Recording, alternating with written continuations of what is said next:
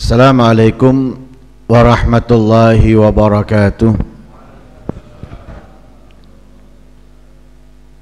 Bismillah walhamdulillah, wassalatu wassalamu ala sayyidina rasulillah Muhammad ibn Abdullah wa ala alihi wa sahbihi wa man walah. Wala hawla wala quwata illa billah.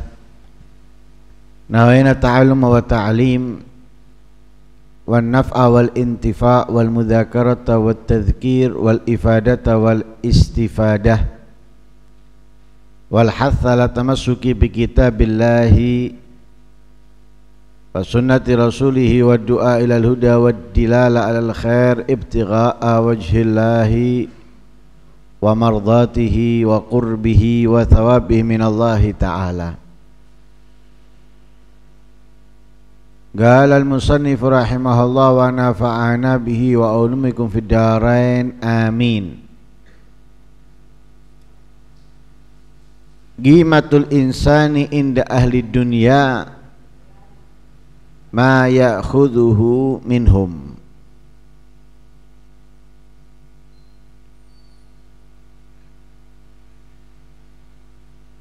Harga seseorang pada pecinta dunia tergantung apa yang ia ambil dari mereka.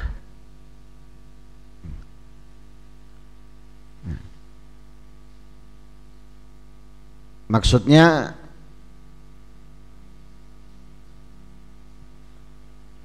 kedudukan kita di sisi mereka sesuai dengan apa yang kita ambil, kita dapatkan dari mereka. Pecinta dunia, apa yang kita ambil dari pecinta dunia dengan ukuran yang kita ambil, itulah harga kita.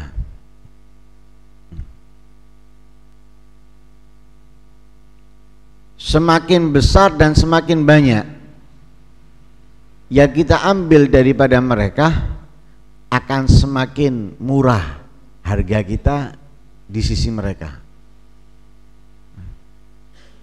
Semakin sedikit yang kita ambil, akan semakin mahal, akan semakin berarti diri kita pada mereka.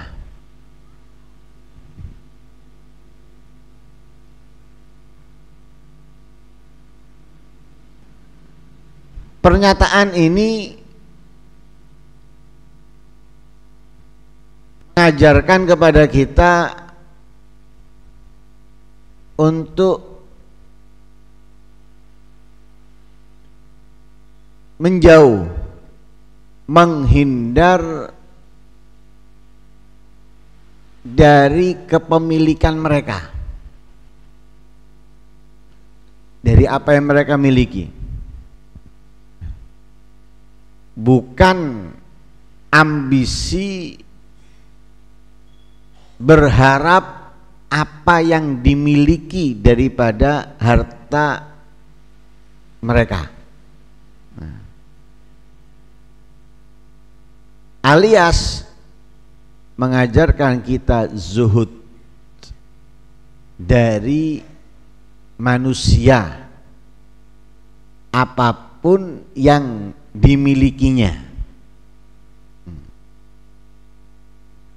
sesuai dengan hadisnya Rasul sallallahu alaihi wasallam, izhad fid dunya yuhibbukallah, yuhibbakallah, wazhad fi ma indan nas yuhibbakan nas. Rawahu Ibnu Majah.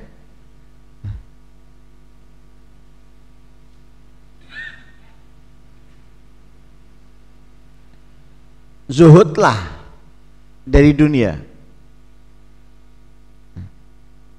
jangan tertarik kepada dunia,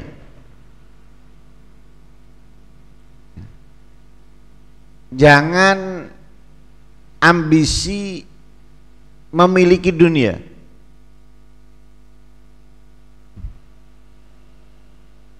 Kenapa? Untuk apa? Agar kamu dicintai Allah.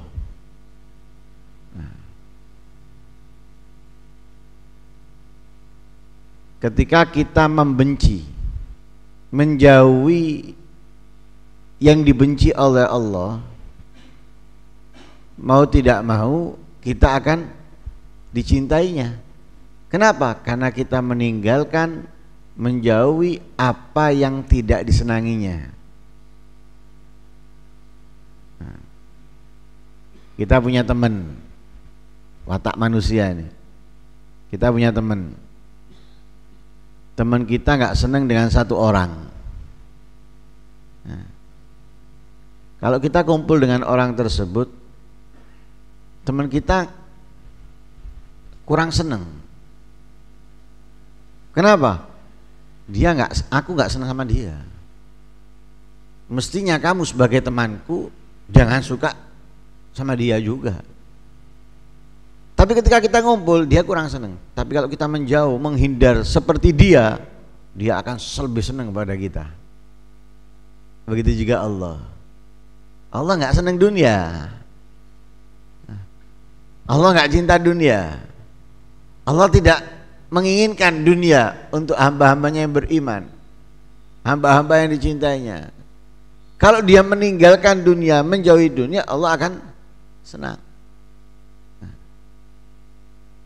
Artinya apa? Tinggalkan dunia selama itu tidak bermanfaat untuk akhirat. Jadi apapun yang tidak bermanfaat untuk akhiratmu daripada dunia, tinggalkan. Hanya menumpuk misalnya, punya tempat di sini, punya tempat di sana. Buat apa? Gak ditempati. Untuk apa? Ya ngumpulkan aja. Terus fungsinya, manfaatnya. Kalau orang waras, dia akan berpikir rugi loh. Enggak, ini investasi. Investasi gimana? Setiap tahunnya kamu bayar pajak, sedangkan tempat itu nggak kamu tinggali.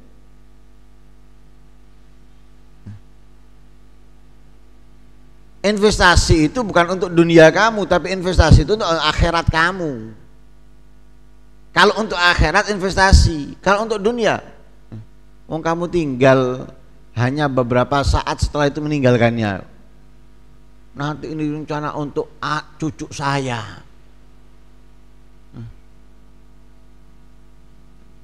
untuk A, I, U dan yang lain sebagainya. Lah, untuk diri kamu nanti apa? Untuk diri kita ini apa nanti? Di barzakh kita, di akhirat kita apa? Kita persiapkan untuk anak cucu kita. Belum tentu mereka hidup semuanya. Bisa meninggal sebelum kita. Atau bisa mereka akhirnya tidak memanfaatkan itu, justru malah bumerang buat kita. Kita susah mengumpulkannya, ternyata bukan buat hal yang lain. Buat hal yang lain. Karena tinggalkan segala yang tidak bermanfaat untukmu dari duniamu. Kamu akan dicintai oleh Allah. Wazhad fi ma indan nas yuhibbakan nas. Ketika kamu tidak tertarik,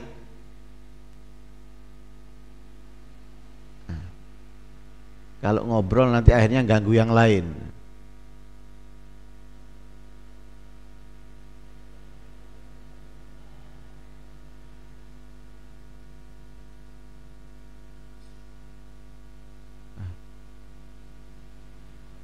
Jadi jangan tertarik dengan apa yang dimiliki orang. Mau itu uangnya, mau itu jabatannya, mau itu kekayaannya, mau itu ketenarannya. Jangan tertarik dengan apa yang dimilikinya. kamu akan dicintai oleh manusia. Kita tertarik dengan apa? Jabatannya. Untuk ini, untuk itu dan sebagainya. Kamu bukan malah dimuliakan, tambah dihinakan. Kamu tertarik dengan uangnya. Kamu bukan dimuliakan, dihinakan. Kamu tertarik dengan hartanya, dengan ketenarannya. Kamu bukan dimuliakan, dihinakan. Kamu akan disuruh-suruh. Belikan ini. Tolong datang, uruskan ini. Akan dihinakan kamu. Kamu merasa senang sama saya. Kalau ada apa-apa mesti saya yang disuruh. Kenapa kamu merasa senang? Karena kamu tertarik dengan apa yang dimilikinya. Semakin hina kamu di sisinya, semakin tidak memiliki kehormatan kamu padanya.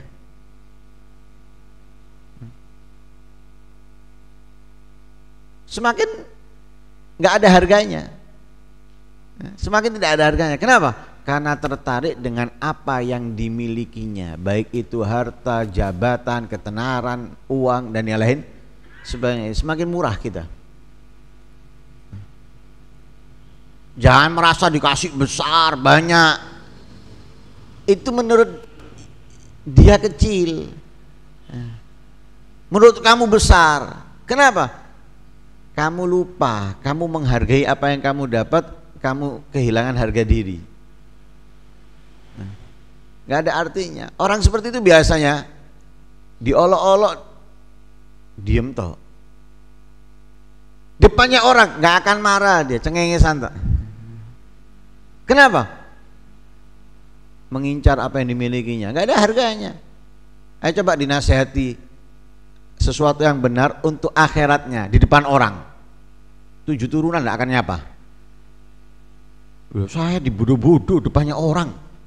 Ini. Padahal yang dikasihkan ilmu abadi manfaatnya.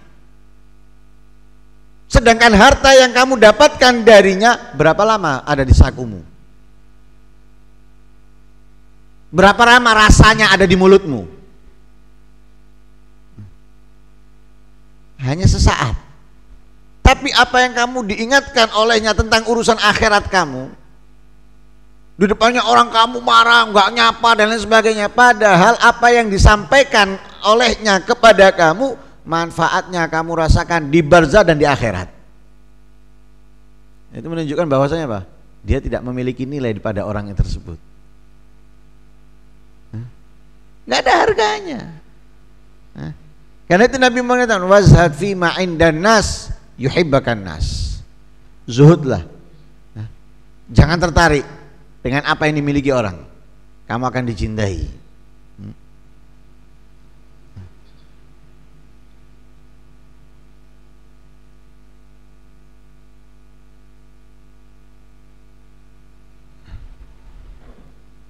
Artinya apa? Jangan gampang minta. Jangan gampang minta dari mereka. Kalau kita minta sekali, 2 kali, dia akan merasa keberatan. Dari situ kamu nggak akan datang bilang nggak ada. Kamu datang dengan harapan dan lain sebagainya, bilang nggak ada. Suruh nunggu lama. Nggak keluar, kemudian keluar, saya terburu-buru nih, ada perlu apa? Oh iya nanti ya. Kamu dibiarkan nunggu lama, kemudian sudah lama, hanya sesaat dia terburu-buru mau keluar. Nggak ada harganya. Kenapa? Karena sudah ada qaidah. Tangan di atas itu lebih baik daripada tangan di bawah. Jadi kalau kamu mau memberi itu lebih baik daripada kamu meminta. Kalau kamu nggak bisa memberi, jangan meminta. Agar kamu punya harga diri. Para sahabat itu walaupun sangat lapar nggak meminta. Sehingga Allah jelaskan dalam ayat Al-Quran, dijelaskan sama Allah dalam ayat Al-Quran, apa ayat? La yas'aluna nasa ilhafa, tidak meminta kepada orang, nggak minta, padahal sangat lapar, bukan sekedar lapar loh, kerosok lapar enggak, sangat lapar. Ibarat sudah nggak kuat nahan, tapi nggak meminta. Sehingga orang yang nggak mengerti mereka, tidak mengenal mereka, dianggap mereka itu adalah orang-orang yang cukup. Yahsabuhumul jahilu aghniya'a minat ta'affuf, la yas'aluna nasa'il ilhafa. Orang-orang yang nggak mengenal mereka menganggap mereka adalah orang-orang yang cukup. Orang-orang yang bisa makan setiap harinya,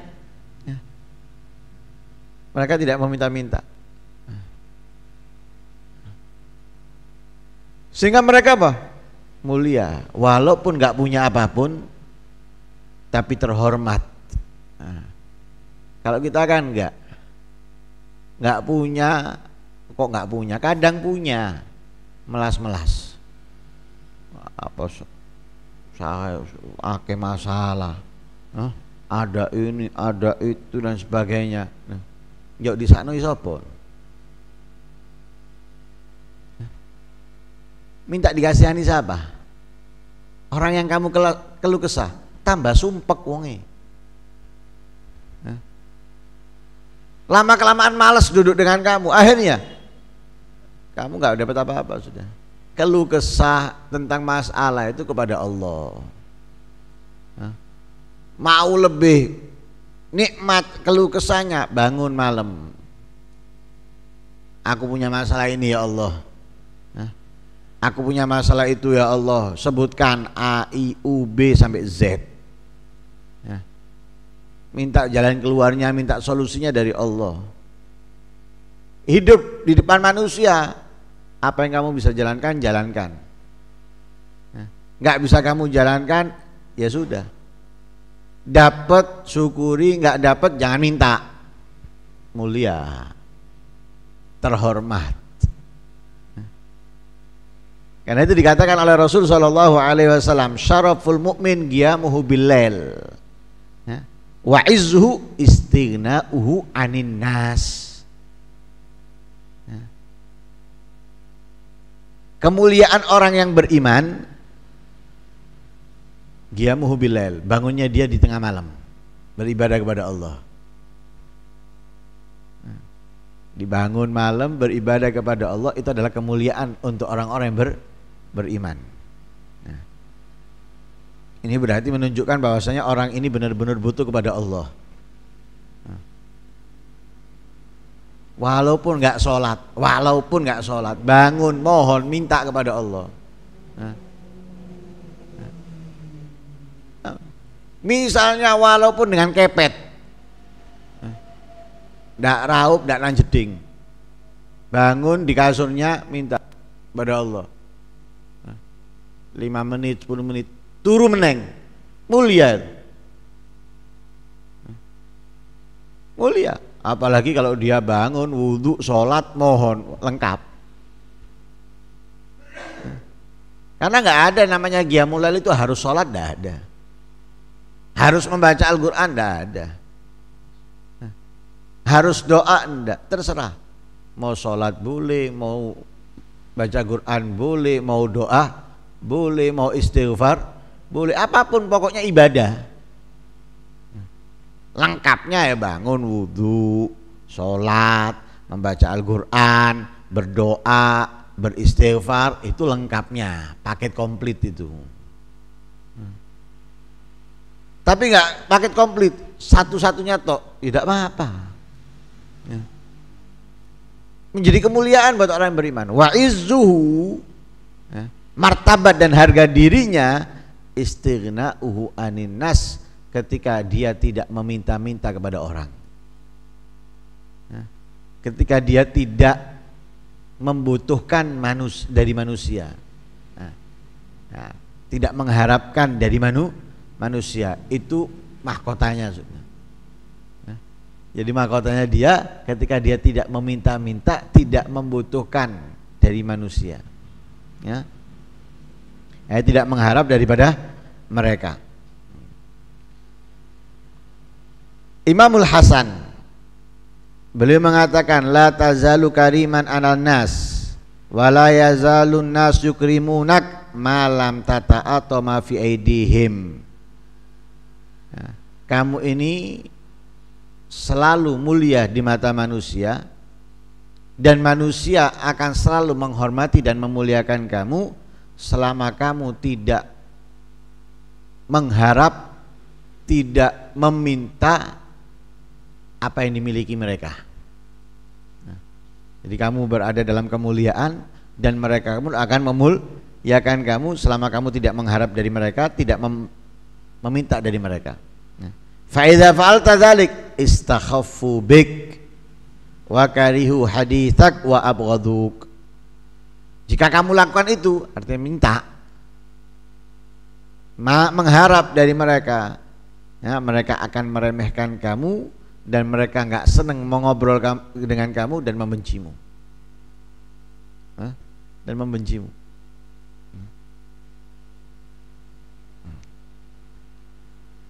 Sehingga Imam Abu Ayyub As-Sakhtiyani beliau memberikan tanda kecerdasan seseorang.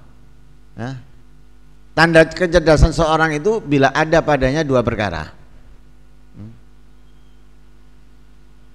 baru dikatakan ia cerdas. Dikatakan ia cerdas ketika memiliki dua perkara, ya, menurut Abu Ayyub As-Sakhtiyani. Yang pertama, al-ifa amma fi aidin nas, tidak tertarik, tidak terpikat dengan apa yang dimiliki orang. Orang mau punya rumah baru, mau punya motor, mobil baru, atau apapun baru, bertambah kepemilikan dunianya, dia tidak tertarik sama sekali. Dia tidak terpikat. Artinya apa? Nggak ada keinginan untuk beli yang sama atau punya yang sama, enggak. Biasa dia. Orang yang seperti ini nggak mungkin iri gitu. Orang mau bangun rumah mewah megah nggak akan mungkin iri. Nggak akan sakit hati. Tapi kalau dia tertarik, wah, datang dengan motor baru, jangget on atine wis. Apalagi bisa beli tanah kemudian bangun, tambah punya ini punya itu. Tapi kalau nggak tertarik, mulia, al-ifaf amma fi aidin nas wa tajawuz amma yakunu minhum, memaafkan kesalahan apa yang terjadi dari mereka. Ya, guys, ini cerdas ini orang. Ya, jadi nggak memikirkan kesalahan orang kepada dia. Omongannya mana saatnya mbak aku, kurang ajar sikapnya dengan aku lah. Memikirkan ini kesalahan orang, kekurangan orang tidak dipikirkan sama dia, dilewati gitu aja. Ketemu apa yang terjadi yang sudah. Ini orang yang cerdas. Nggak apa, nggak menambah beban pikirannya dia. Hidupnya sudah banyak pikiran, kok kemudian dengan sikapnya orang, dengan omongannya orang dipikiri pisan, tambah ndak sih. Ini kalau memorinya full, blank, bisa menjadi salah satu pasien di rumah sakit jiwa nanti akhirnya. Kenapa? Ya apa? Kerjaan dipikiri, nanti anaknya butuh ini dipikiri, ini omongannya orang, sikapnya orang dipikiri, full, blank, ngitung, ya. Cuma 5 dibilang 10, 10 dibilang 5, blank. Orang yang cerdas nggak dipikirkan. Yang terlewat 1 menit tadi ya wis. Apa tadi wis? Kalau sama orang, Nah, tapi kalau untuk ibadahnya, untuk ketaatannya dihitung. Tadi 1 menit lewat, aku lakukan untuk ini, aku lakukan mane sayangnya. Tapi kalau urusan dengan orang, ya sudah 1 menit lagi tadi ya wis lewat. Nggak dipikir, nggak disimpan dan lain sebagainya. Ya. Lah karena itu kita ini di dalam apa yang dikatakan tadi itu jangan tertarik dari hartanya orang. Ya, jangan tertarik dari hartanya orang. Kenapa? Harta itu dicintai oleh mereka. Lah ketika kita minta daripada mereka, mereka itu nggak seneng. Kenapa? Itu sesuatu yang dicintainya. Nah, ini kita bahas banyaknya orang. Ya. Kalau kepada para aulia, mereka itu harta bukan menjadi kecintaan. Diminta ya dikasih.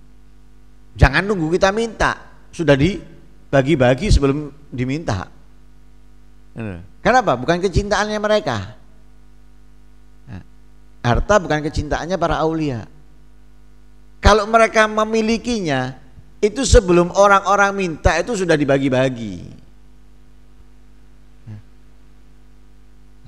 Tapi kalau orang seperti kita, harta ini menjadi apa? Kecintaan. Sesuatu yang dicintai. Lah sesuatu yang dicintai kalau diminta, senang orang?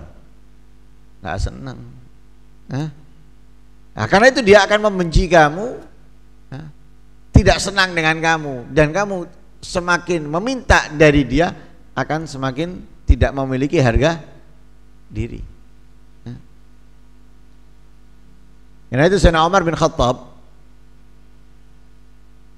beliau berkata ketika khutbah di atas mimbar, beliau mengatakan inna tama'a faqrun wa innal ya'sa ghina wa innal insana idza aisa min syai'in istaghna anhu. Tamak, serakah, rakus, ya, itu adalah kefakiran. Nah, ketika tertarik dengan hartanya orang, kenapa? Karena serakah. Dia sudah punya, sudah ada penghasilan walaupun nggak banyak, atau sudah ada di sakunya, tapi masih tertarik miliknya orang. Serakah namanya. Itu adalah kefakiran. Melas orang tersebut itu sakno. Ibaratnya sudah ada kok masih mau miliknya orang. Wa innal ya'sa ghina, orang putus asa. Ya, putus asa itu tidak mengharap dari apa yang dimiliki orang, tidak serakah, itu ghina, orang yang kaya. Nah, kenapa kalau kita ini putus asa tidak bakal mendapatkannya, kita nggak akan tertarik, nggak bisa beli rumah, nggak bisa beli mobil. Kemudian kita akan kejar, ya ndak istaghna anhu sudah. Dia nggak merasa apa? Nggak merasa membutuhkan, nggak merasa membutuhkan. Imam Hasanul Basri, ada seorang A'rabi pernah bertanya kepada penduduk Basrah, orang Arabi pelosok bertanya kepada penduduk Basrah, siapa tokoh kalian? Siapa panutan kalian? Dijawab oleh mereka, Al-Hasan Al-Basri. Panutan kita, tokoh kita ini adalah Imam Hasan Basri. Orang dusun ini kembali bertanya, bima sadakum, apa yang membuat kalian jadikan ia tokoh dan panutan? Dijawab, ihtajan nasu ila ilmih wastaghna huwa an dunyahum. Orang-orang butuh kepada ilmunya, dan dia Imam Hasan Basri tidak butuh daripada dunianya mereka. Orang-orang yang butuh kepada beliau dengan apa? butuh ilmunya. Lah sedangkan beliau tidak mengharapkan, tidak menginginkan daripada dunianya orang-orang itu. Jadi mereka datang belajar, mereka datang meminta doa dan sebagainya, tapi Imam Al-Hasan al-Basri tidak tertarik dengan apa yang mereka miliki sama sekali. Tidak pernah meminta dari mereka sama sekali. Ya, tidak pernah mengharapkan dari mereka sama sekali. Ya.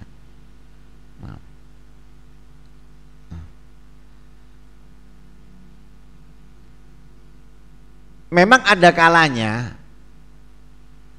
para ulama atau para aulia itu meminta,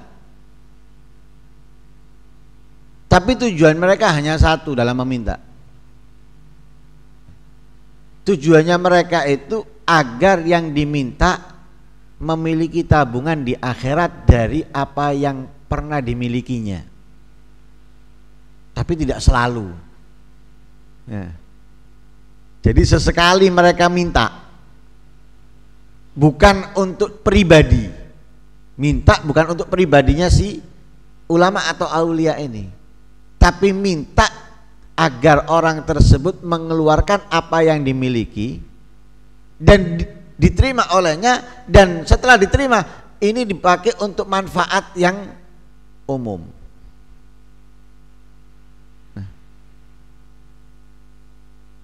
Jadi mintanya sekali, ya, ini punya harta banyak dan sebagainya.